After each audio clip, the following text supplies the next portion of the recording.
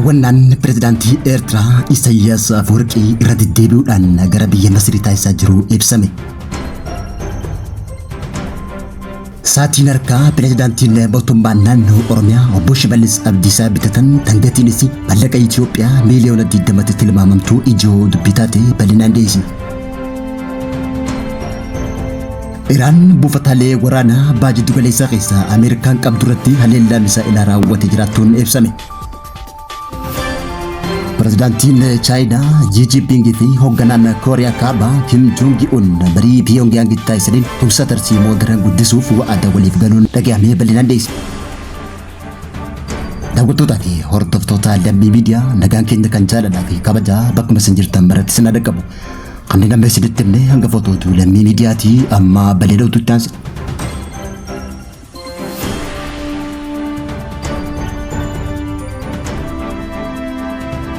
Eega Itoophiyaa wajjin waldhabdee keessa seente Eertiraan pirezidaantiin Eertiraa Isaayyaas Afwerqii waggaa tokko keessatti biyya masaaluu Itoophiyaa taate Masrii wajjin yeroo sadeessaa marii taasisuun dhaga'ame. Masriin sababa hidhamuu bishaan laga Abbayyaatiin Itoophiyaa himachaa turuun ni yaadatama.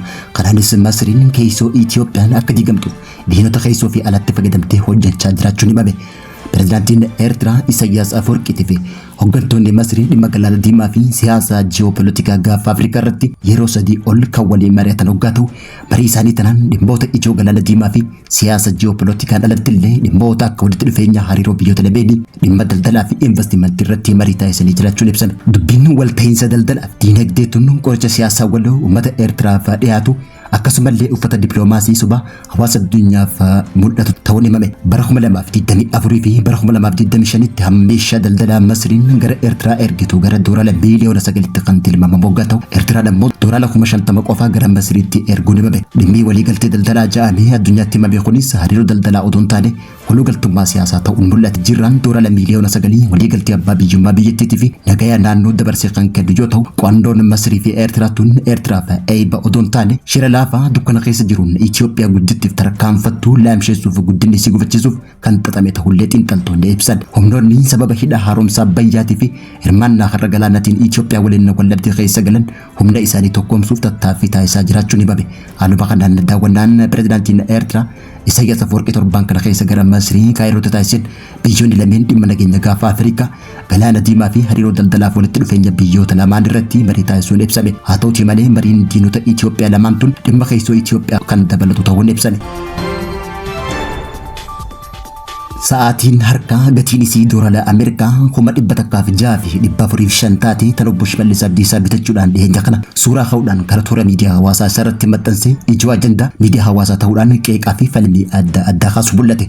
Suuraan pirezidaantii mootummaa naannoo Oromiyaa obbo Shimallis Abdiisaa dhiyootana karaa miidiyaa hawaasaa irratti maxxanseen sa'aatiin harka isarratti hidhamuudhaan mul'ate tun xiyyeeffannaa namoota hedduu argachuudhaan ajandaa miidiyaa hawaasaa ta'uudhaan qeeqamaa jira. Akkuma suuraa irratti mul'atutti sa'aatiin harka pirezidaantichaa irra jirtu tun mootii beekamtuu fi qaalii addunyaa Rolex GMT Master 2 Root Beer jedhamtu hoggaa taatu sa'aatiin tun addunyaa irratti gatii qaalii qabaachuu isiitiin yeroo baay'ee namoota abbootii qabeenyaa ta'an kanneen dandeettii maallaqaa jabaa qabaniin yookaan immoo biiliyoonootaan kan bitamtu ta'uun baratamte. Gatiin gabaa sa'aatii tanaa duritti gurguramaa turtee fi yeroo ammaa tanaa doolaara Ameerikaa 1,100 fi 6,405 akka taatetu tilmaamame.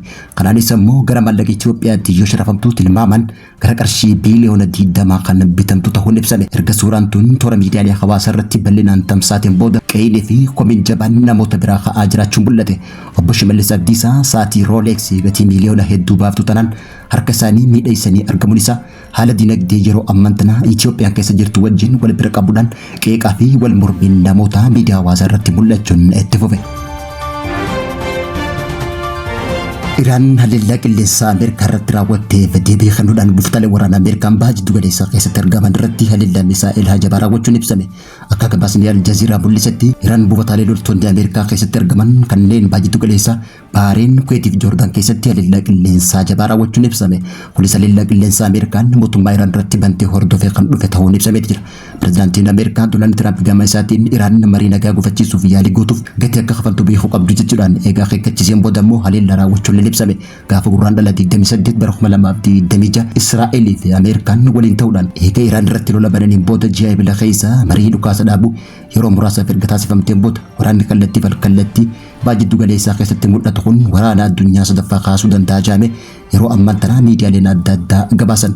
Torbaanuma kana waxabajjii gaaf 8 bara 2026 Iraan helikooftara waraana Ameerikaa APJ tokko kuffisuu ishee ibsuudhaan kanus ammoo Ameerikaan deebitee balalistoota helikooftara kufaniif deebii kennaa jechuun erga dhaadata haleellaa jabaa raawwachuun ibsan. Walitti bu'iinsa mootummaa Iraan fi Ameerikaa jidduutti hammaachaa dhufuun isaa yeroo ammaan tana michuu Ameerikaa tan taate Israa'eel fi hidhattoota Hizbollaa Libaanos keessa argaman irratti haleellaa qilleensaa raawwatte hordofee ugaa ta'u haalli nageenyaa yeroo ammaan tana naannicha keessatti mul'atu yaaddoo keessa kan seenee fi walitti bu'iinsi kun ammoo haaromfamee carraa marii dhukaasa dhaabuu ji'oota darban keessa taasifame irratti dhiibbaa geessuu akka danda'u yaaddoon jiraate.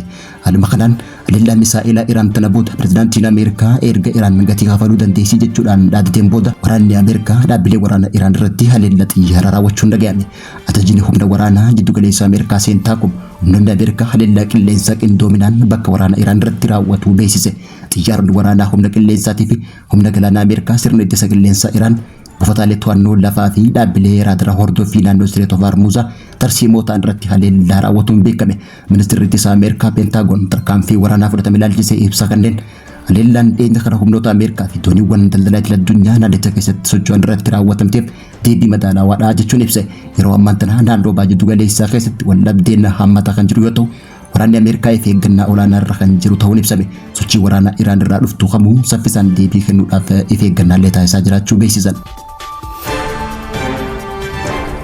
Dhiyeenya kana pirezidaantiin Chaayinaa Xi Jinping daawwannaa guyyaa 3 Kooriyaa Kaabaatti taasiseen pirezidaantii Kooriyaa Kaabaa Kim Jong Un waliin dhimmoota biyyoota lameen irratti marii taasisan xumuranii jiraachuun ibsan. Mariin hooggantoota biyyoota lameenii booda bu'aan marii isaanii tunis ibsamteetu jirti. Hooggantoonni kunneen marii Pyongyangtti taasisaniin walitti dhufeenya isaanii daran cimsuu kan walii galan yoo ta'u Kooriyaan Kaabaa Taayiwaan akka qaama Chaayinaa taatetti kan amantu ta'uu irra deebitee mirkaneessite. Akka ejensiin oduu mootummaa Kooriyaa Kaabaa ibsetti pirezidaantiin Chaayinaa Xi Jinping hariiroo biyyoota lamaanii sadarkaa irratti ol kaasuuf kutannoo qabu ibsee jiraachuu beeksisan. Hooggantoonni walitti dhufeenya tarsiimoo cimaa uumuuf yeroo walii galan Kim Jong Un akka jeetti ammoo Chaayinaa waliin michummaa teenya eeguun Kooriyaa Kaabaatiif aantummaa tarsiimoo olaanaa ta'uu dubbate. Kim Jong Un pirezidaantii Xi Jinping keessumattuu mootummaa sadarkaa olaanaa jechuudhaan daawwannaa biyya alaa Xi Jinping bara 2026 Kooriyaa Kaabaatti taasise kun yeroo jalqabaa waggaa taatu deeggarsa guddaa biyya isaaniif taasisuu isaaniitis galateeffate. Kooriyaan Kaabaa akkasumallee piriinsiipiin Chaayinaa tokko Beejingii fi Taayiwaan qaama Chaayinaa kan taate ta'uu erga dubbataniin booda gama biraatiin ammoo televezyiiniin mootummaa biyya Chaayinaa akka gabaasetti pirezidaantiin Chaayinaa Xi Jinping hariiroo daldalaa, qonna, ijaarsaa fi teekinooloojii dabalatee hojiiwwan Kooriyaa Kaabaa waliin tumsa guddaa babal'isuuf fedhii akka qabu gabaase. Kun ammoo waggoota torban tana booda daawwannaa pirezidaantiin Chaayinaa Kooriyaa Kaabaatti taasise kan yeroo jalqabaa waggaa taatu hooggantoonni kunneen waliigaltee michooma biyyoota lameenii waggaa 65ffaa sababeeffachuudhaan hariiroo isaanii ka'umsa seenaa qabeessa haaraa ta'uu isaanii labsaniitu jiran. Kooriyaan Kaabaa walitti dhufeenya waraanaa fi dippiloomaasii Raashiyaa waliin qabdu guddachaa kan dhufe yoo ta'u xiinxaltoonni siyaasaa akka ibsanitti Beejingii waliin Chaayinaa waliin hariiroo qabdu cimsuu fedhii guddaa akka qabdu Kooriyaan Kaabaa agarsiisuu beeksisan. Chaayinaan gama isiitiin hariiroon tana fayyadamuudhaan dhiibbaa tarsiimootiin barbaachisaa taate Kooriyaa Kaabaa irratti kan uumtu waggaa ta'u kanaanis immoo gama daldalaa fi investimentiitiin Chaayinaan Kooriyaa Kaabaa kan dandeettu ta'uullee gabaafame. Kanaanis immoo biyyoonni humna qabeeyyiin kun yeroo ammaan tanatti marii waliin taasisuun biyyoota baajiddu galeessaa akkasumallee biyyoota lixaa diina Raashiyaa ta'anii fi kanneen immoo Chaayinaan dorgoman irratti dhiibbaa qabaachuun ibsame. Daawwattoota fi hordoftoota Lammii Miidiyaa irraa oduun keenya guyyaa kanaaf qabannee kan gammachuun hordofaa turtanii turtii gaarii.